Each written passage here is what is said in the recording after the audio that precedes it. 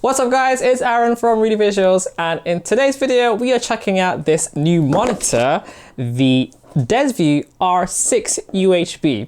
And you may be thinking to yourself, oh, what's this? It's just another monitor, but check this out. So you're looking at 2,800 nits of brightness. So let's find out why that's a good thing right after this intro.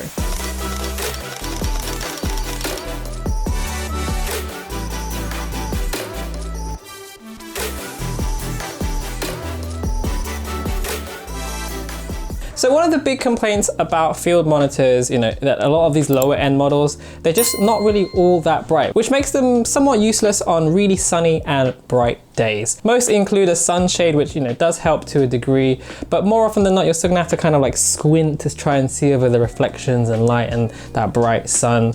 And okay, we live in the UK, so sunny days aren't really that common, but for those of you in sunnier climes, this is a really big problem. Well, worry not, because Desview has a monitor for you guys, which is the new R6 UHB, which stands for ultra high brightness. It's a monitor designed to keep you shooting even on those super sunny days with a maximum peak brightness of a whopping 2,800 nits. This thing gets so bright, they don't even include a freaking sunshine. They're like, nah, we good. This is stronger than the sun. But is it any good? Well, let's find out together. So firstly, is it expensive? Thankfully, the Desview R6 only has an RRP of about $279 US. So this puts it firmly in the kind of upper level of budget orientated field monitors. But I think at this price point, considering what you get, this will be a really appealing option. There are cheaper options available for sure, but if you spend that little bit extra on a device like this, there are certain luxuries that you get. And there's definitely nothing budget about this screen. So it's a 5.5 inch full HD touchscreen, which accepts up to 4K input and output. You get a pixel density of 401 ppi and a contrast ratio of 1000:1,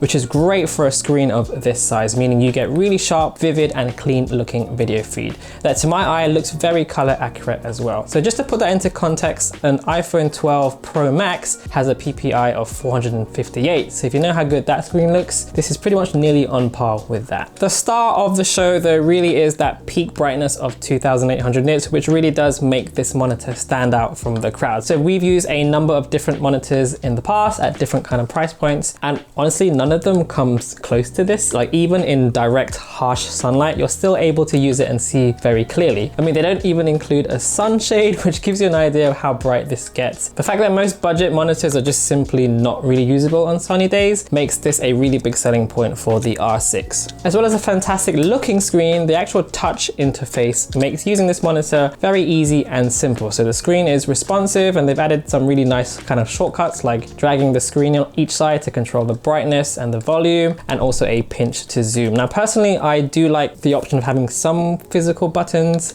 so it loses a few marks for that, but overall I found the R6 very easy to use. And it does help that the actual UI is really well organized and everything is grouped together in a logical way. Sony cameras.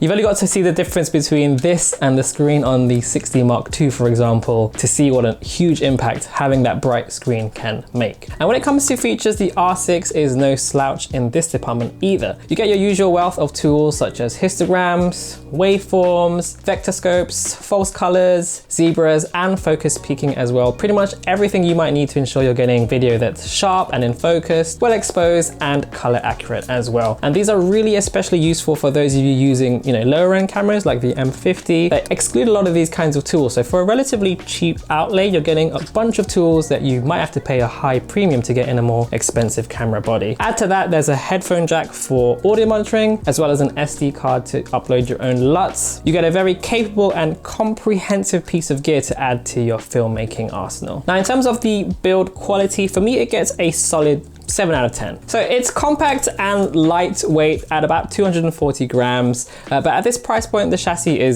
all plastic. But despite that, it feels very durable and quite sturdy, and I think it could take quite a good beating, especially if you're like me and you don't really baby your equipment and you're kind of like, rough handling it a bit, throwing it in your backpack and going from shoot to shoot. But I feel like this could take quite a lot of punishment. What's interesting in the R6 is actually you have an inbuilt fan and cooling system, which is needed to keep the unit functioning and cool to keep up with that max brightness. So you can set the fan speed manually or just leave it on auto. It's not what I would call loud, but on the max setting, it is audible. Here's a little clip of it.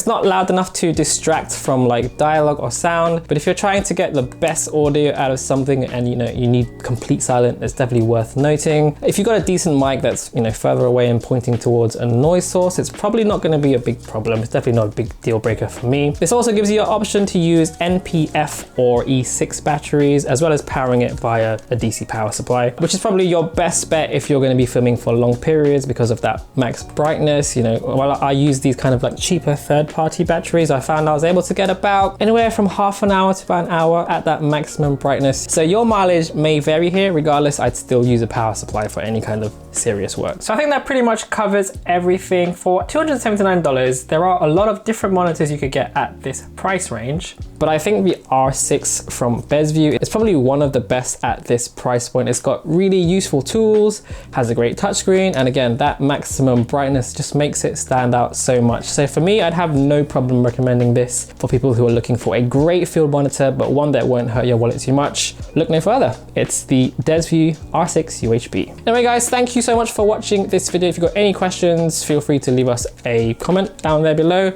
Give this video a like if you liked it, and subs if you loved it. Follow us on socials. As always, I'll see you on the next one. Thanks guys. Peace.